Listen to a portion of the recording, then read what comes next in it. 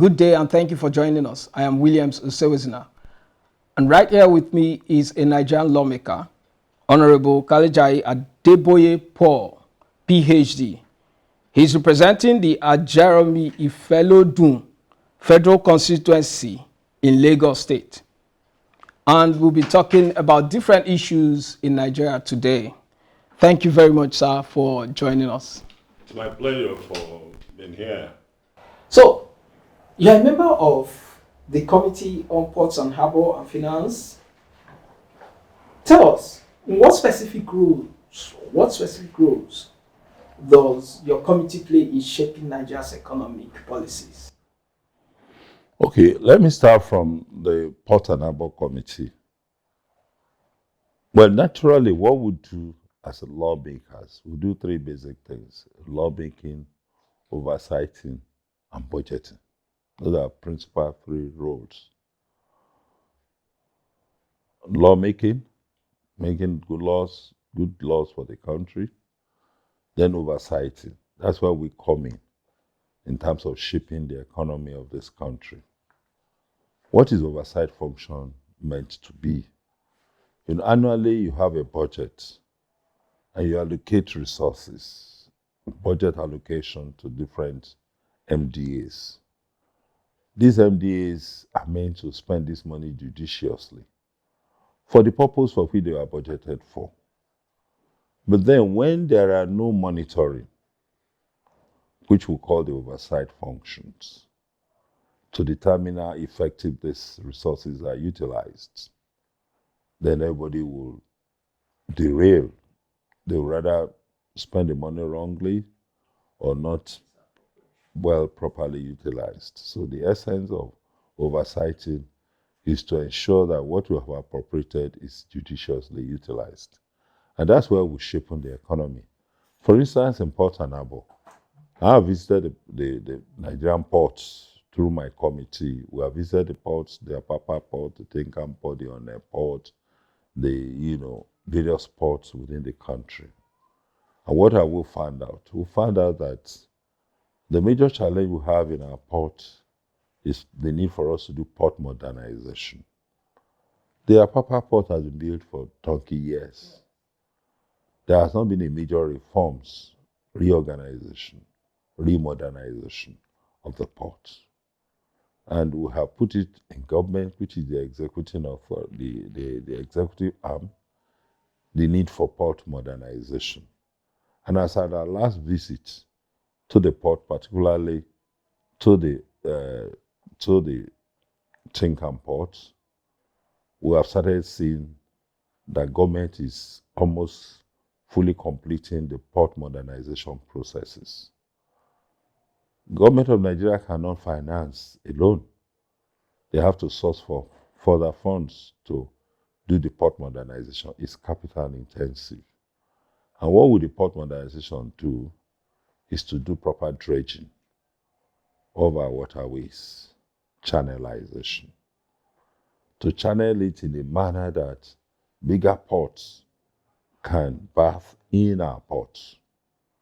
And when bigger ports bath in our ports, then you have much more, consignments coming in. They have capacity to unload and offload.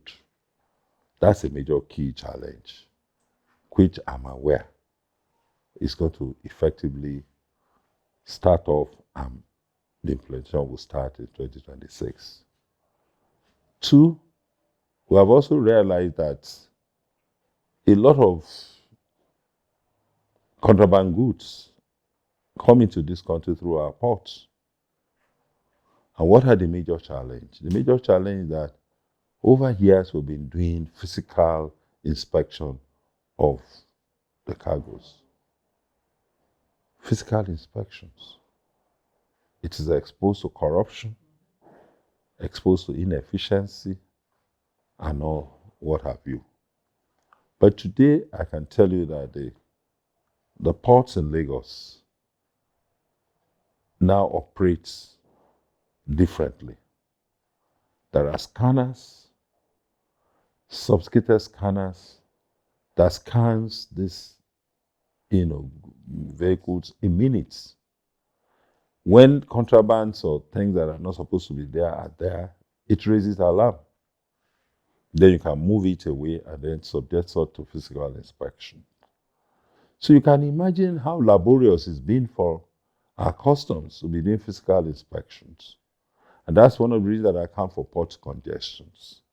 So if we are doing all of this, it's for us to make our system work better. And that's why the lawmakers in their oversight functions assist in reshaping the economy. Let me go to my role in the finance committee. I'm part of the committee that orchestrated and finalized, supervised, the tax reform.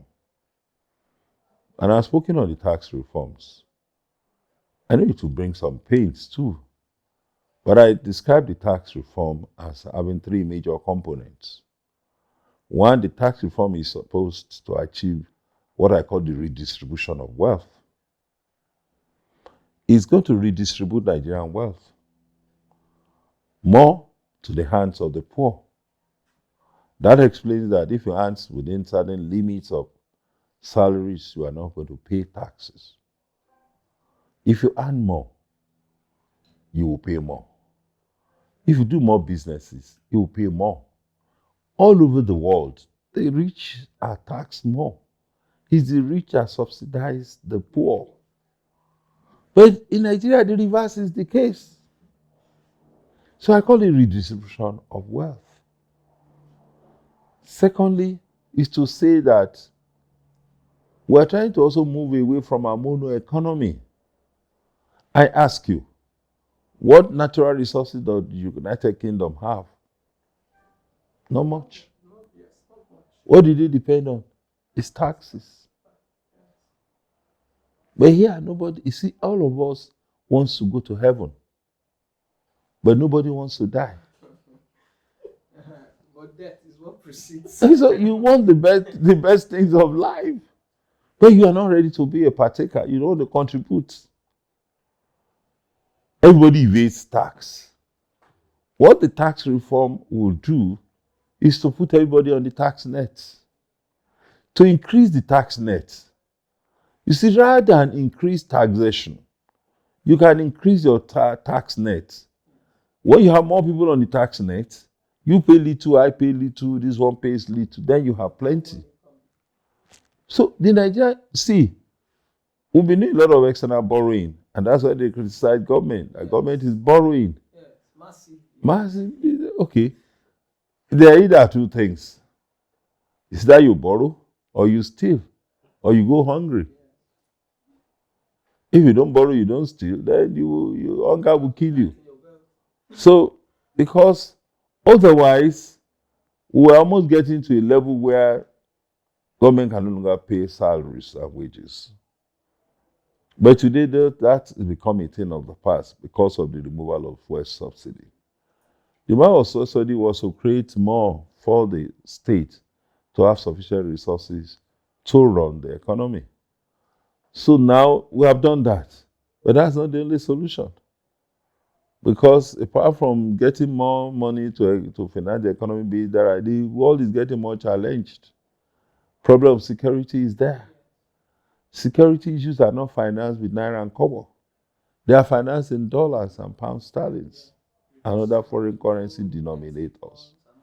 So, except you expand the tax net to bring more people into the tax net to generate enough for us to run the country, then we'll be in trouble. So the third major achievement of all the tax reform would do is to ensure that evasion of taxation is completely minimized. We all evade tax.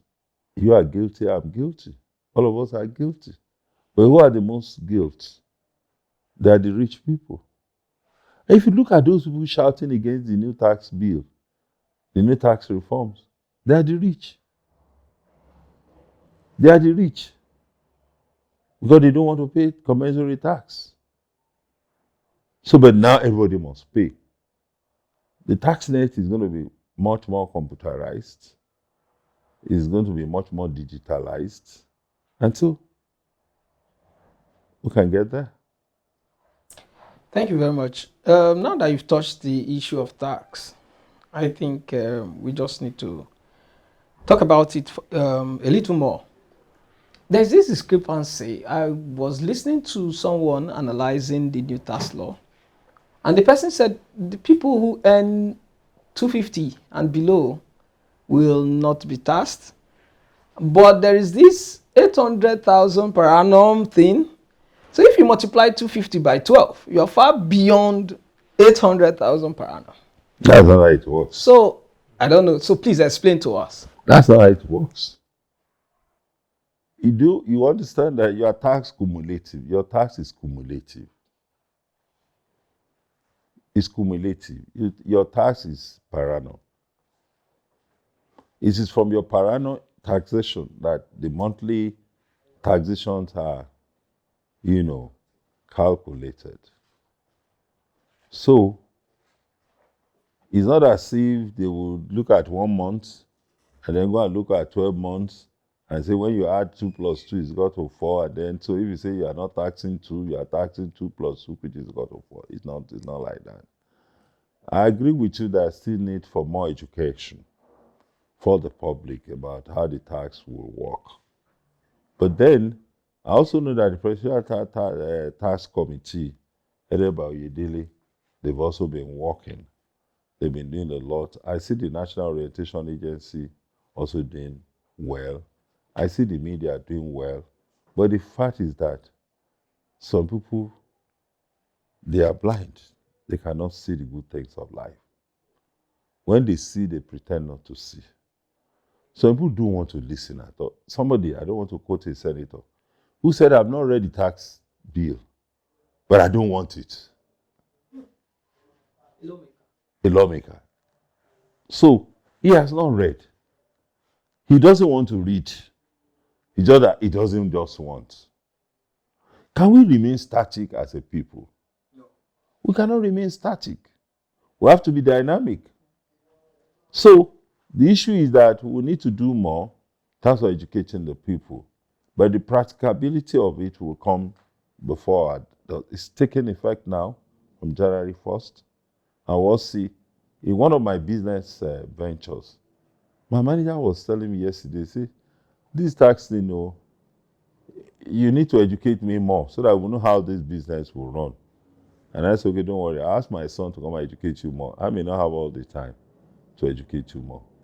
If my son will sit, and I asked my tax consultant to also sit you down. We must get readjusted. While I'm getting readjusted in terms of my business, everybody must get readjusted and then see how the new tax reform spills out. All we pray as a lawmaker, what I'm looking forward to say is that all of these tax that we're doing, the reforms and whatever, and what will accrue to the purse of government can be utilized for the betterment of the people. Do you think that this new tax law could cause panic and then make people not to put their money in the bank? I've had that challenge, and I've had people discussing it. But you see, it's all right. If you say the police are not your friend, try the hooligans. Okay. Try the hooligans. When you have crisis, go and call the hooligans. Come and help you solve it. Because the police are not good. You don't want to put your money in the bank. Okay, go and be digging the floor of your house and be putting your money there. The day either fire strikes or the day when armed robber strikes, then you know the meaning of why the banks are essential to your keeping your money. So yes, there will be some resentments naturally, especially the petty traders. They may start to evade banking. But then banking is made more easier. Made more easier. We have gotten to a level in terms of the banking operations that are not the primitive one that we also do. The cashless economy has achieved some level of goal in a manner that we're almost becoming so cashless. For us to go back to carrying cash is going to be difficult. If you look at the challenges of carrying cash and the challenges of operating the system, the cashless economy, you will still opt for the cashless economy. And the money that will be deducted that you'll be losing are just peanuts. Government will only depend on the trickles that trickles down and then multiply it and make for meaningful development and meaningful usage. So yes, I agree with you. I will reduce some, level of Nigerians using the banks. But then it will be for a short while. Why I say it will be for a short while is that they say seeing is believing. The taste of the pudding is in the eating. Fear is the greatest enemy of mankind. Fear, when you were coming to Ajegunle, I'm coming to Ajegunle. But when you got to Ajegunle, Father, so this place is so beautiful. You understand that? Yes. So, but I have some of my friends, Ajegunle. One of these days will visit me. And when we're coming, I will not tell them we have entered Ajegunle. They've started seeing so many things. I say, my friend, you're already in Ajegunle. He said, no, this is unbelievable. So fear is mortal's cheapest enemy. So the fear of what the new reforms will bring will naturally come. The fear of losing your room and parlor to your son and going to a bigger flat. You start to imagine, what will I put in the bigger flat? I have a room and parlor. I have only one settee, small settee. I have to go to a bigger flat. It means I have to buy new settees. It means I have to increase my size of my television from the 20 by 20 inches to maybe like 45 inches or whatever. But then you soon realize that you are developing. So the fear of entering and seeing what the tax reform will bring is in itself normal. So, but then we'll all get over the fear. Let's collaborate and cooperate with Bola Ahmed Tinubu in his reforms. So let's talk a little more about it. Is it all the money that we asked? Like if a friend gives me ₦1 million, it's a donation. I will not be taxed. You have to, in your transfers now, you have to indicate what is a gift, what is a loan, what is a borrowing, so there will be rooms for definitions of your money transfers. So money not properly defined stands a chance of being taxed. Okay. If they are doing a meeting, you don't come, you don't join them. Say let them go. Whatever they say, you agree. So that's how the fowl or the chicken becomes the size. Everybody, little thing, if your child is crying, you go and kill a chicken. You want to do birthday, it's chicken. You want to do naming ceremony, it's chicken. You want to do it because chicken said, no, I'm busy, I don't want to. So what touches all must be debated by all. You must be partakers. How many people listen to discussions of this nature? They want to go and watch the African movie Yoruba, African movie Igbo, African movie Hausa, where there will be all the kind of illusions and, how many people listen to discussions, constructive discussions on television to see how to learn? And we're told that we learn from cradle to grave. So Nigerians must be ready to learn. That's the way I see it. Despite the challenges, some of them you mentioned, what gives you hope of Nigeria's future? If I come back to this world, I'd like to come back as a Nigerian. Wow. That's interesting. Because one, this is a country that offers seamless opportunities. For those who have the eyes, they can catch the opportunities. And I just see that every day, money passes through the doormat of a poor man. He doesn't have the eyes to see it. This country is a country of abundance. All we need to do is open our eyes, catch into it, and make it work for us as a country. So for me, there is hope for Nigeria. Hopelessness is stupidity, is madness. Are you aware that those who are Japan, they're coming back? Because they have seen the whole world. I've come to find out that the potential that are here, the opportunities that are here are more than what is there. This is where you can rise to the best of your potentials. Those areas you are limited. You are limited in terms of everything. You are limited in terms of law. You are limited in terms of your per capita income. You are limited in terms of what you can do and what you cannot do. But it is a country where your potentials can be better optimized. So for me, it's the place to be. For an average young Nigerian, what do you say to them? They should be more energetic, more innovative. They should be more creative. They should tap into the weakness of the system and make money out of it. As a young green boy, here on this soil called Ajegunle, I was sweeping the Suru Alaba markets and I was making money. The marketers were paying me 30 naira. And I employed so many people. I was sweeping the market, Suru Alaba market here in Ajegunle. As a graduate, I was selling shoes on the streets of Lagos. I'll put my shoes in my bag and take them to offices. And I make 100% profit. When I sell you a shoe for 100 naira, that shoe I did not buy for more than 40 naira or 550 naira. When you pay me half, I've collected the money of my investment. You now pay the remaining instrumentally. Some they pay 80%, some you not get the remaining 20%, but I've made my money. I was walking on the streets of Lagos selling shoes. How many graduates are willing to do that? So, Nigerian graduates, we better wake up.